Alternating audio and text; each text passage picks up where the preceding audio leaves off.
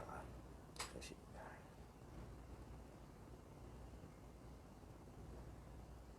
okay, good morning. Sino ay nanyas dali lang pag may ginagawa lang ako sandali, pero in a short while, nag-share lang po para minsan. Hello, good morning. Junping Kishinjen, shout out. Sino ba nandyan? Halika, tea. Hindi na po kasi nagka-coffee. Tinanggal ko rin coffee. Baka kasi mas lalo akong nervousin. Mas lalong, so gusto ko na nag-live lang ako, no? Nag-live lang ako mga kaibigan. Hindi ko makikita yung iba. I think naglalag ako. Lynn Unabia, shout out. Dina Mariano, shout out.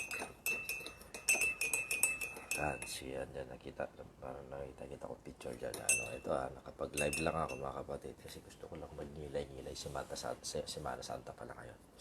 Wala ba kayong napapansin sa mga pangyayari para itong maiyahan tulad noong si Kristo ay pinatay, na mas pinaniniwalaan ang demonyo ng panahon na yon? Hindi ba kayo nagtataka? Mukhang tugmang-tugma ito na nananaig ang kasamaan sa panahon na to. Mas maraming naniniwala sa kabalasubasan, kung saan yun ang nagdulot kung bakit naipako sa krus at pinatay si Kristo. Sa panahon ngayon na Semana Santa, nanaig ang kasamaan. Tandaan nyo yan. Maraming napaniwala ang demonyo nung panahon yon. Hindi ba kayo nagtataka? Katulad nung nangyayari ngayon. Aminin natin mga kasama na lumalaban sa kabalasubasan at hindi naniniwala sa kasinungalingan. Mas marami ang naniniwala ngayon sa mga kalokohan. Bagamat tuloy-tuloy ang ating pagsisiwalat ng katotohanan, nagbubulag-bulagan pa rin sila. Dahil sa tulad nung unang panahon na ipinako si Cruz, ang demonyo nagbalat kayo mabuti para pangakuan ng sangkatauhan ng magandang buhay. Ano nangyari? Nasadlak tayo sa kahirapan at minana pa natin ang kasalanan hindi naman natin ginawa. Hindi ko alam Pagising ko kanina, pumasok na yun sa isip ko. Parang natutugma ngayon Semana Santa ang nangyayari sa amin, lalo na sa Pilipinas. Taghirap, krisis, pero yet, may isang animoy anghel na hindi man lang alam, nangako, na paniwala ang kasangkatauhan, ang karamihan.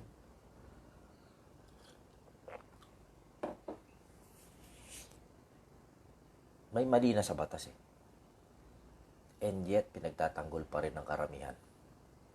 May mali na sa ngalan ng batas na hindi nga lang napatunayan yung mga pangako, yung mga propaganda. Naglabas na kami ng mga ebidensya, pinagtatanggol pa. Just like what happened to Jesus Christ nung Semana Santa rin. Sinabi niya na siya ay totoo. Pinagtawanan lang siya ng tao. Sinabi niya na siya ay anak ng Diyos. Pinagtawanan lang siya ng tao. Bagkus ipinako pa sa krus.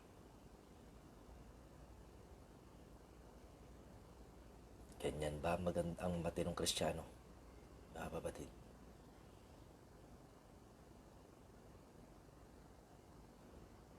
Meron pa dyan, naghugas kamay. Herodes. Siya ay nagkasala, hindi niya maamin sa kanyang sarili na siya nagkasala, naghugas ng kamay, may itinuro pa.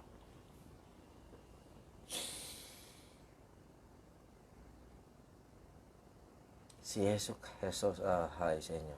Princess Diana Shet Castro Valencia. Bagkus ang mga tao, kahit na noong panahon na yon, sinabi na siya si Kristo, Bagkus pinaniwalaan pa at kinampihan pa ang mga umatay tao at magnanakaw. Barabas, sandamukal na kriminal, mas pinaniwalaan kaysa kay Kristo.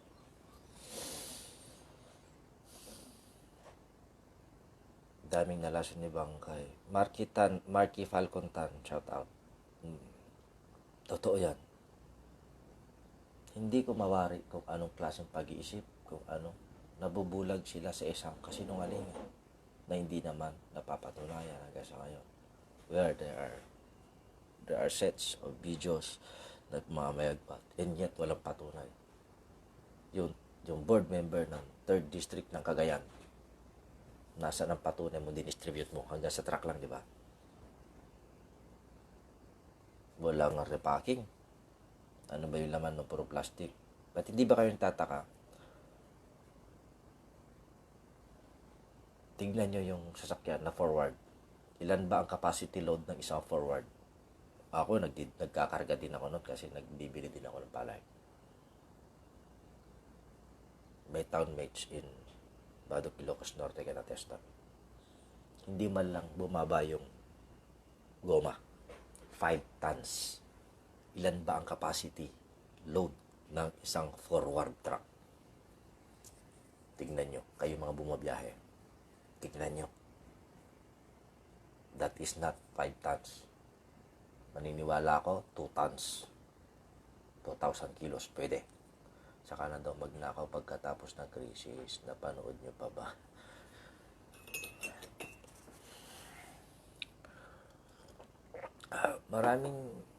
Tama yung sabi ng NBI. Maraming modus operandi ngayon na mangangako, magpapasiklab, mag-aas ng donation. O kung talaga mayaman ka, hindi ka na mag-aas ng donation. Hindi mo na kailangan magpa-register, magpa-subscribe sa YouTube. Huwag na yun. Tutulong ka, bigay mo, iabot mo. Tsaka huwag kang magiging hambog na mga hamon ng iba. Kahambogan yun. Mali yun. Hindi ko lang malaman kung bakit maraming may naniniwala. Ito, technique na nagsabi sa akin. Sa tuwing manonood kayo ng video, huwag kayong tititig sa mata. Makinig lang kayo sa sasabihin. Huwag kayong tititig sa mata. Hindi ko alam, pero may nagsisend sa akin ng mga pupunta sa spam ko, binubuksan ko lang ng spam. Mga walang kwenta, binubura ko. There's 3 people sending me amulet. Sa tingin nyo, mahihipnotis mo yun ko? Sa tingin ninyo, madadala ako sa mga propaganda ninyo? Hindi. Diyos ko, sa tagal na, ang dami na ng balasubas sa akin ba? Pag may lumapit na tao sa akin, nangangako ng imposible, ha? Gagawin na ako. Iiwasan na kita. Ang dami dito sa Paris. Ang dami dito sa Paris na nagmamagaling. Pero wala rin naman silbi. Pera de los Venos. Ang dami dito. Napakarami rito. Dito. Sa sangkataon makikita mo iba't ibang klase. Matuto ka lang makiramdam at umunawa sa pinapakita ng tao. Makikilala mo siya kung sino siya at ano siya. Kahit first time pa lang yung magkita. By the way he speaks, by the way he deliver his speech, by the way na kung paano kanya tratuhin, makikilala mo siya kung siya nagbabalat kayo o hindi. Pero aminin natin, may mga taong mahina ang pangunawa. Bakit sila naloloko? Sila yung tinatawag kong premature persons. Totoo. Kayo ay mga shout out muna. Sasabay ko lang, Aileen Masang Magsanay Makalibog, Formaran Childcare. For the last 3 days, nagtataka ako. Almost 700, almost 500, 600, 500 plus ang friend request. Ang ina-accept ko pa lang is 140. Kasi chinecheck ko muna. Kaya yung hindi ko ina-accept, pasensya na kayo. Kung gusto nyo mag-accept ko kayo, mag-send kayo ng message. Kasi ayaw ko madadagdagan ng mga siraulo sa friends list ko. Kasi ayaw kong mahawaan ako. Paulit-ulit ko pinapanood video ng mga kontra mo sila. Ay, nako. Saan ka makakaniwala na pinagkakalat na siya ay mayaman? 1 million, 5 million dollars? What the fuck? Nagyabang na ba yan si Pacquiao? Nagyabang na ba yung may-ari ng Philippine Airlines? Nagyabang na ba yung may-ari ng American Airlines? And yet, yung may-ari ng Facebook mismo hindi nagyayabang. Hindi ba kayo nasasaywar, mga kapatid? Hindi ba kayo nagkakaroon ng konting takot o hilabot sa inyong mga balahibo sa tuwing siya ay nagsasalita? Ako, tumatas balibo. Kasi parang nakakarinig ako nagsasalitang demonyo. Nanililinyang ang kaisipan ninyo.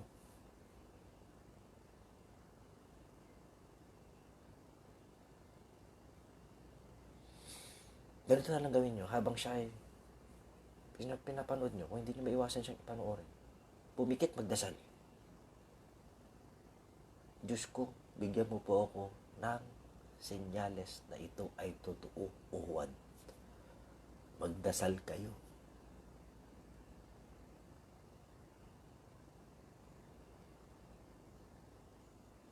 Dahil hindi nyo alam, yung paniniwala ninyo, pwede ninyong ipinagkakanulo ninyo buong angkan ninyo.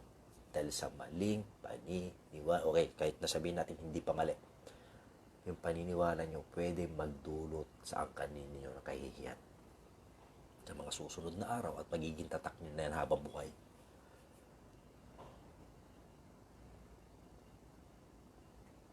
Hinahamon ko yung mga kapareho ko na nasa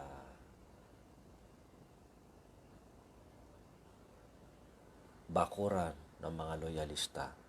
Tanggalin nyo na yung mga sumusuporta sa kanya. Alam ninyo ang totoo. Tanggalin nyo na, hindi natin sila kawalan. Mas magiging kawalan natin sila pag tayo ay nadamay sa kanilang kamandag. If we want change, we start it on ourselves. Kung gusto natin ng pagbabago, sa ating mismo mga sarili, umpisahan natin. Huwag tayo magpapaniwala sa mga luko-luko. At panindigan kung ano yung totoo at tama. Hindi yung porket nakakarami yung balasubas, susunod ka na. Hindi porket nakakarami naniniwala sa kalokohan, paparte ka na. Sasama ka na. Hindi.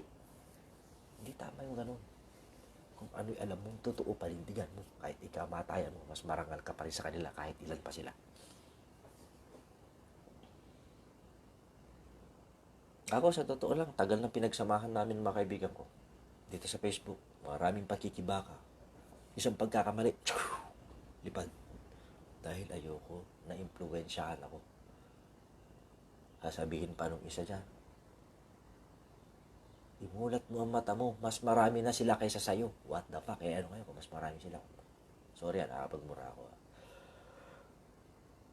Semana Santa pa naman. Kaya ako nabulok dahil ayoko. Sige.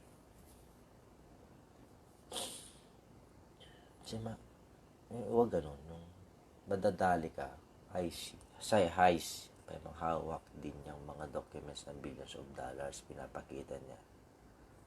Meron pa ng documents ng billions of dollars di ba? Di present mo, hanggang ganun lang naman dito. Hindi naman nakakita. Picturean mo, send mo, pakita mo. Motive niya, sir, kumuha ng subscriber. Yes, kasi habang tumataas ang subscribers mo, mas malakita ang kita mo. Saan ka makakita ng bilyonaryo ko, no? Nagtsatsaga, manghingi ng mga subscribers sa YouTube. Di pa maamin na nagugutom na rin. At saka bakit ganito? Yung mga video niya sa YouTube, puro recycle. Kasi nagtatago. Kasi hinahanap na siya ng NBI. Kasi nakita na ng NBI na may probable cause sa kanyang pang-i-scam. And yet effective dahil marami na paniwala. Very effective. Kasi maraming naniwala. At yung mga naniwalang yan, handang makipagpatayan para sa kanilang kabubuhan. Iilan lang dyan ang aamin ng kanilang pagkakamali na sila ay napaniwala ng kalokohan. Ay, ma'am, ma'am, Sir John Pinky, hi, ang aking mga kapitbahay. No? Balik ako, iilan sa mga napaniwala ni Norman Mangusi na sila ay aamin bagamat sila ay nakipaglaban, nakipagmurahan, nakipagpanindigan ng kanilang prinsipyo at paninindigan dito sa Facebook. Pagdating ng panahon, mark my word, wala o iilan lang aamin dahil nabulag sila ng kalokohan at kasinungalingan. Iilan lang yan. Yung mga iilan na yun, din yung totoong tao.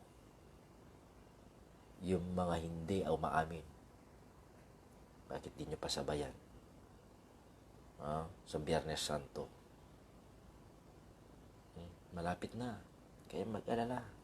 Nagkataon lang na swerte siya na nasa Semana Santa, nasa COVID-19 quarantine tayo. Katotoo lang, kung ako si Norman Mangusin, mas nanaisip ko magpakamatay sa aking kahihiyan. Pag siya'y nahuli, lahat ng Mangusin, lahat ng Antonio sa Kawayan, nakakahiya kayo pag nahulihan. Kung ako sa inyo, hindi ako manginimi kung kamag-anak ko yun. Hindi ako manginimi, papatay ko yun. Isa siyang kahihiyan.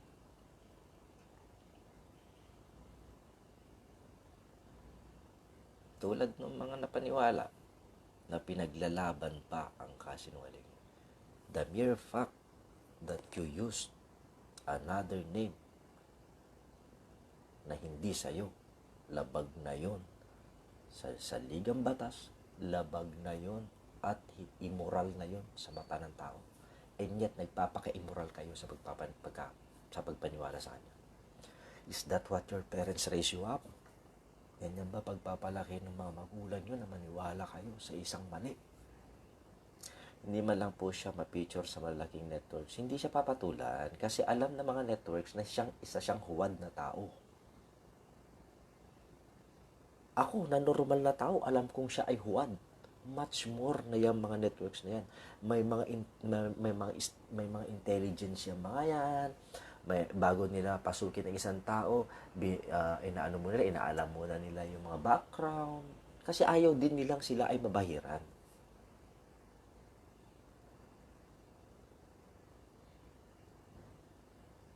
Kaya yung mga nagpapaniwala dyan is nakrepisyo nyo ang inyong pagkatao, paniniwala, prinsipyo sa pagtiwala sa tao niya na isang huwad. So, asan kayo ngayon? Lalo na yung mga vlogger. Dante Maravilla. Papangalanan kayo. Dansky Altamirano ng Italy. Melvin Ugnala ng Saudi. Nino Barsaga ng Baguio City. Nasaan ang paninindigan nyo? Nasaan ang paninindigan nyo? Kumakampi kayo. Lahat ng kukonektadong politiko ngayon dyan, huwag nyo iboto sa susunod na eleksyon. O magsasabi. Kasi kung ngayon pa lang sumusuporta nila sa taong ganyan na isang huwad,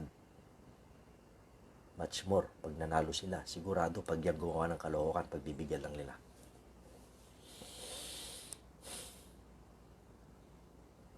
Much more. At lalo tayong magugupo sa kasinungalingan. Lahat ng politiko, no excuses. Ako'y nagmamakaawa sa inyo. Kapitan man, konsehal man, mayor man, o anong posisyon na tatakbuhan ng mga susuporta sa kanya, mga sumusuporta sa kanya, huwag niyong iboto. Kung iboto, lalong-lalo na yung Bukal Kuno na nasa 3rd District ng Cagayan. Tanggalin nyo na po yan sa listahan nyo. Siya ay naniniwala, sumusuporta at nanghihikayat pa ng iba para may maniwala sa kasinungalingan ng taong to. Hindi po magandang gawain yun. Jason, sir, adda kakadwayo dito Manila mabalin astigan pagtawatan basit na tulong. Oo nga pala, mamaya, hihingi ako ng tulong para sa inyo kasi aminin natin, lockdown ngayon. So, dapat, mga nasa community, nasa isang lugar, sila mismo magtutulungan. Na ano namin yan kasi, yung isa namin project ngayon sa Bagong Silang, bagamat malinis ang aming intensyon, pinasunod pa rin kami sa tamang protocol, no. Nagbibigay kami ng ayos pero kailangan nasa ayos, may oras daw, at saka dapat magpa-schedule kami sa DHWD ata through BHW na barangay health worker. Kailangan niya magpag-coordinate sa city, DSWD ng Caloocan para mas maayos at saka nasa protocol yung pagbibigay tulong. So, okay lang. Okay lang. Susunod po tayo sa tama at dapat dahil para sa kaikap po protection din ng mga distributors at saka yung mga bibigyan. So, yung mga naipangako sa Bagong Silang, may unti-unting na nabibigyan ng mga ayuda, relief packs, pero mabibigyan din po kayo. Nasa tamang oras lang po kasi yun po ang tama at yun po ang naka-schedule, no? So, kung ano man, si Warren de la Cruz, kung kilala nyo sa Bagong Silang, si Utol Warren, no? De la Cruz, puntahan nyo lang. Kung kayo ay wala nang maisaing, pumunta po kayo. Nasa kanya na po yun. Na ibibigay na lang po. Na-repack na rin po. Na-repack na rin po kahapon. Finish na. Actually, nakapagbigay na siya. 25 families na I think or 15 yung nabigyan niya. So, hindi po lang siya pwedeng lumaglakad-lakad dyan na magbibigay-bigay. Bawal po yun. Kailangan natin makipag-coordinate. So, yung mga dyan, may nakita ko message kanina sa Jason, no?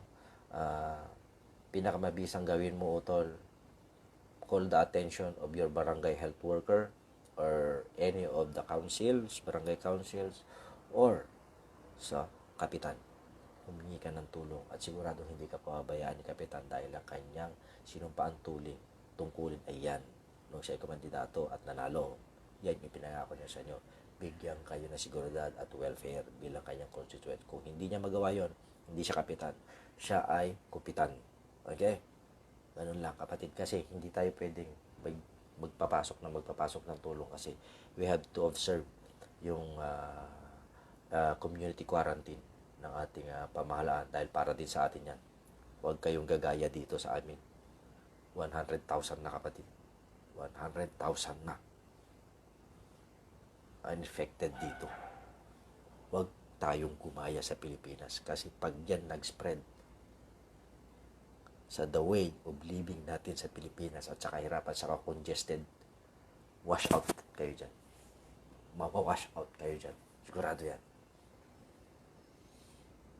Bawal po maging pasaway ngayon, mga kapatid. Bawal maging pasaway. Buti pa ang giyera, kilala natin ang kalaban natin. Dito hindi. Naruto Shippuden. Utol, tulad doon na sabi ko, hindi tayo basta-basta pwede magpapasok ng tulong.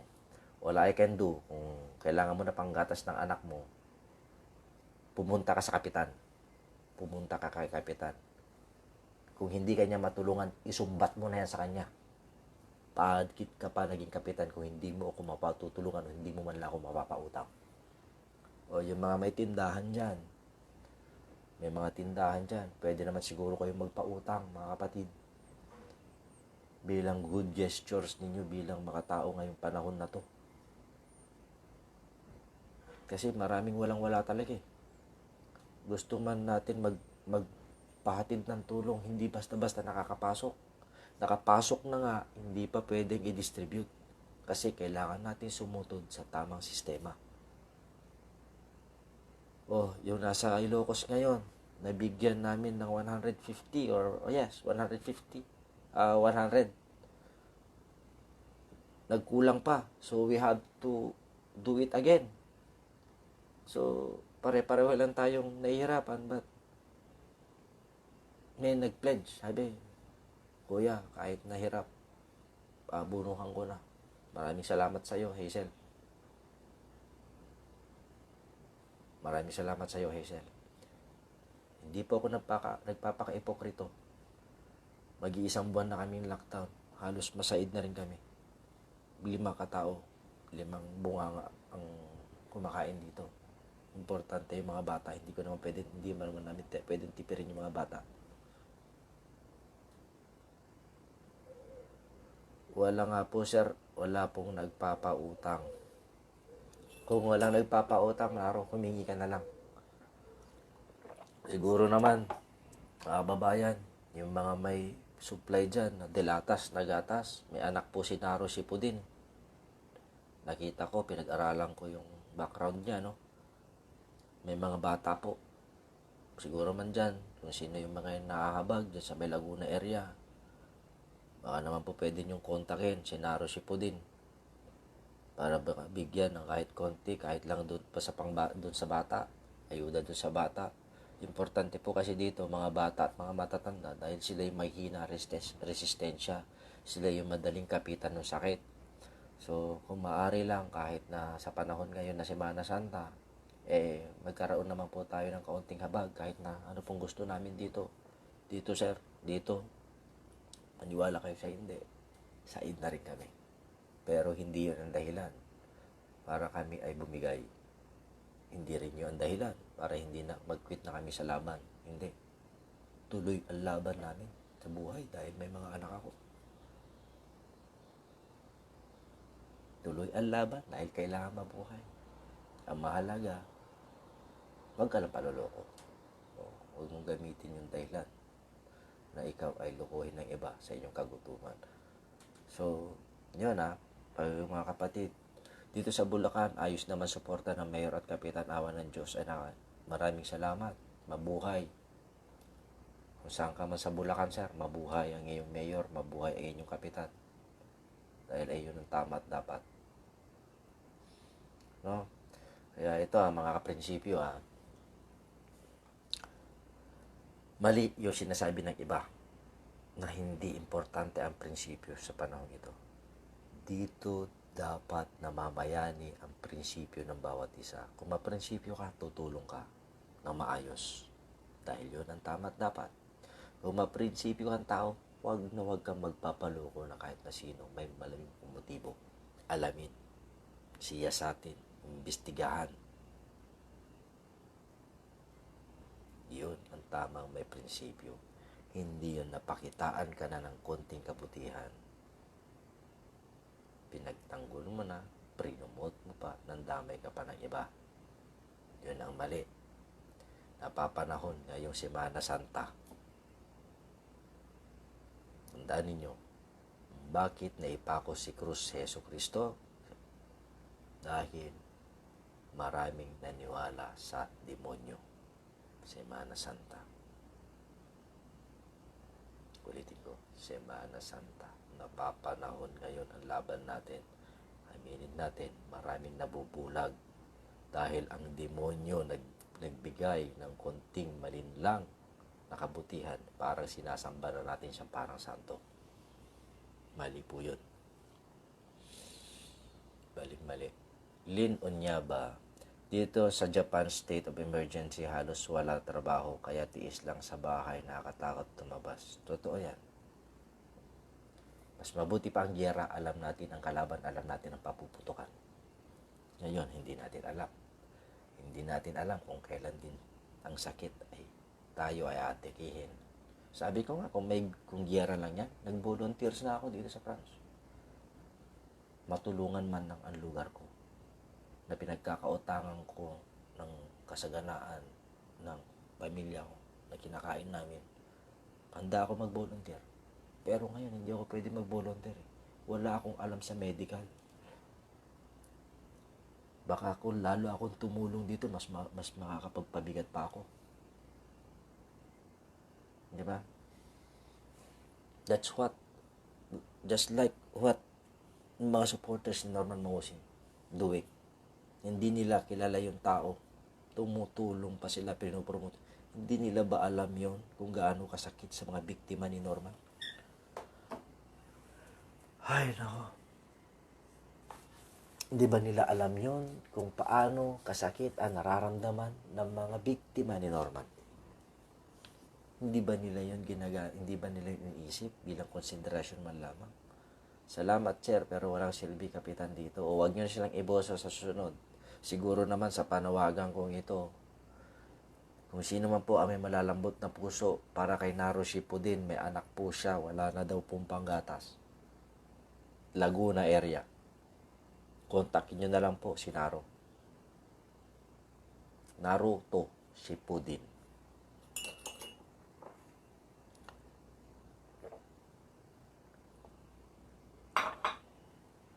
Sa ngayon, utol, yan pala magagawa ko.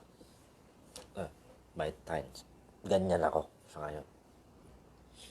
Una-una, hindi ako pwede lumabas ng bahay. Dahil pag lumabas ka dito, napatunayan na hindi importante yung pupuntahan mo. 10,000 pesos ang multa mo. Gusto ko man kitang tulungan, utol Naruto, para ako nakaposas. Sa totoo lang, gusto kitang tulungan.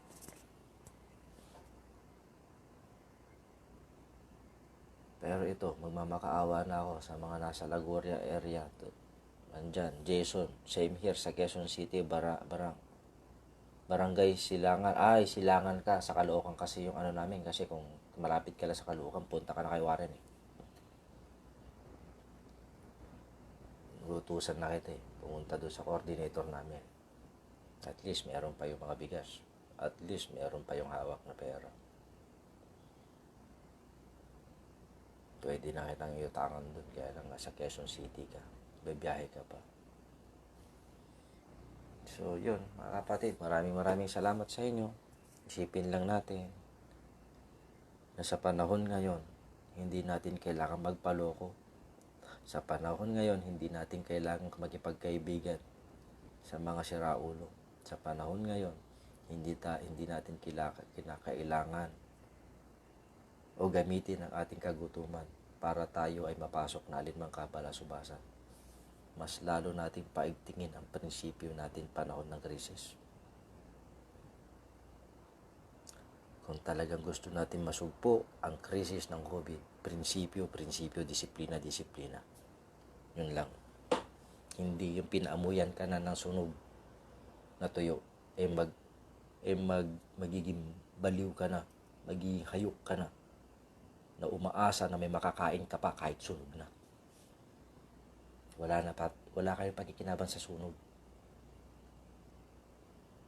Lalo lang kayong igugupo niyan sa sakit at paniniwala sa kalokohan.